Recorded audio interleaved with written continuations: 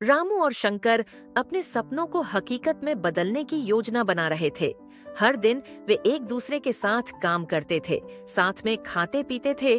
दोनों एक दूसरे से बहुत प्यार करते थे, जैसे भाई हों। और जब भी कोई मुश्किल आती तो एक दूसरे का हाथ थामते थे। दोनों का सपना था एक दिन वह कुछ बड़ा करेंगे, लेकिन इस रास्ते में ऐसा मोड़ था जिससे उनकी दोस्ती कभी भी उबर नहीं पाई। शंकर, तुम जानते हो, मैं सोचता हूँ कि हमें अब कुछ बड़ा करना चाहिए। हम दोनों मिलकर इस गांव से बाहर जाकर दुनिया देख सकते हैं। शायद कोई ऐसा काम करे जो हमें खुशहाल बना सके। हाँ रामू, हम दोनों ने साथ मिलकर बहुत कुछ किया है। अब तो हमारा समय है। हमें किसी न किसी रास्ते पर आगे बढ़ना होगा। क्या तुम भी मेरे साथ चलोगे? तुम मेरे भाई हो शंकर, मैं तुम्हें कभी अकेला नहीं छोड़ूंगा। साथ में चलेंगे जहां भी हमारा सपना हमें ले जाएगा। दोनों का सपना था एक दिन कुछ बड़ा करने का।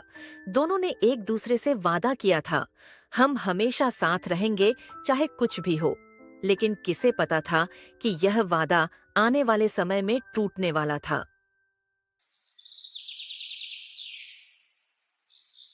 एक दिन रामू को एक बड़ा अवसर मिला। गांव के राजा ने उसे अपनी सेना में भर्ती होने का प्रस्ताव दिया। यह अवसर रामू के लिए एक सपने जैसा था। अब उसकी जिंदगी में बदलाव आने वाला था। अब वह सोचता था कि उसकी किस्मत बदलने वाली थी। लेकिन क्या वह अपने दोस्त को याद रखेगा? क्या वह सच में शंकर को अपने साथ लेकर जाएगा या वह उसे अकेला छोड़ देगा? रामू, तुम्हारी मेहनत और ईमानदारी ने मुझे प्रभावित किया है। मैं तुम्हें अपनी सेना में शामिल करना चाहता हूँ। तुम्हारे जैसे इंसान हमें चाहिए जो हमारी सेना को ताकत दे सके।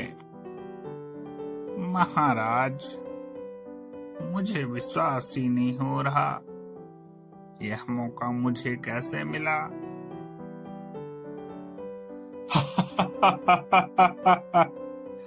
तुम्हारी मेहनत ने तुम्हें मौका दिया है। रामू, तुम हमारी सेना में शामिल हो और मैं तुम्हें हर सुख सुविधा प्रदान करूंगा। रामू को यह सुनकर बहुत खुशी हुई। उसे लगा जैसे उसकी पूरी दुनिया बदलने वाली है। अब वह सिर्फ एक सामान्य किसान नहीं, बल्कि एक राजसी व्यक्ति बनने जा रहा था। लेकिन क्या इस बदलाव के साथ उसका दिल भी बदल जाएगा?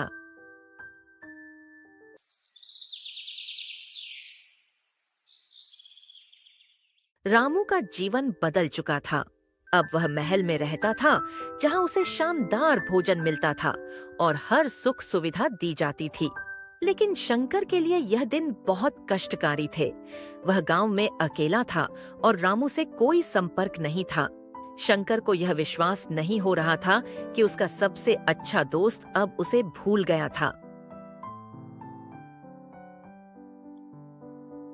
रामू, तू कहाँ है?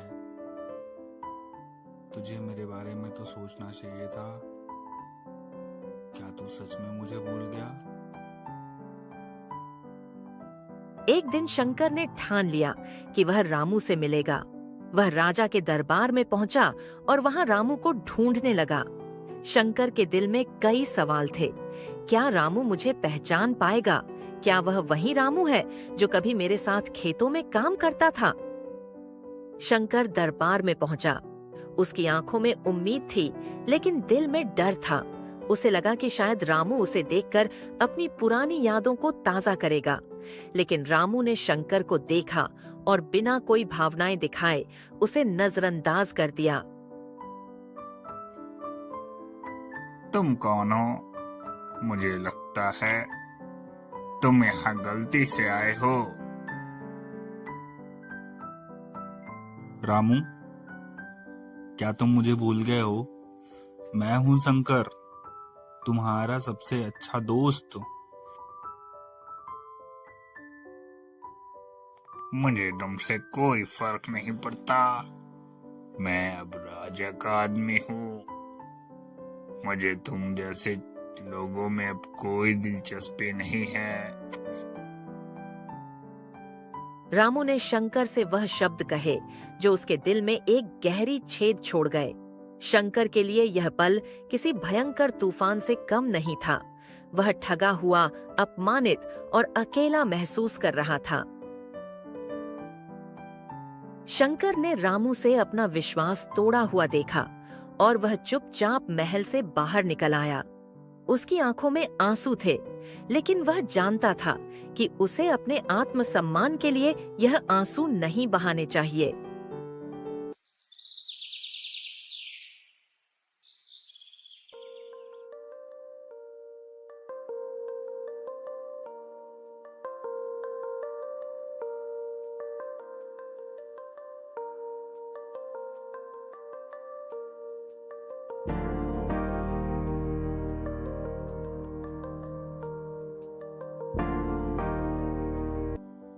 क्या हुआ शंकर? तुम इतने नमगीन क्यों हो? महाराज, मेरे दोस्त ने मुझे धोखा दिया है। मैं उसे अपना सबसे अच्छा दोस्त मानता था, लेकिन उसने मुझे पहचानने से ही इनकार कर दिया। शंकर, ऐसा है, कोई भी इंसान अगर धोखा देता है तो उसकी असलियत सामने आ जाती है। तुम्हारी दोस्ती सच्ची थी, लेकिन रामू को खुद को समझने में वक्त लगेगा। पर याद रखना, तुम्हारी सच्चाई कभी कम नहीं होगी। सच्ची दोस्ती में विश्वास और ईमानदारी सबसे महत्वपूर्ण होती है। जब एक व्यक्ति अपने साथी से विश्वासघात करता है, तो उसे अपनी खोई हुई पहचान कभी नहीं मिल सकती। रामू और शंकर की कहानी हमें यह सिखाती है कि धोखा देना कभी भी सही नहीं हो सकता, और अगर हम किसी के साथ धोखा करें, तो वह हमें कभी माफ नहीं कर सकता।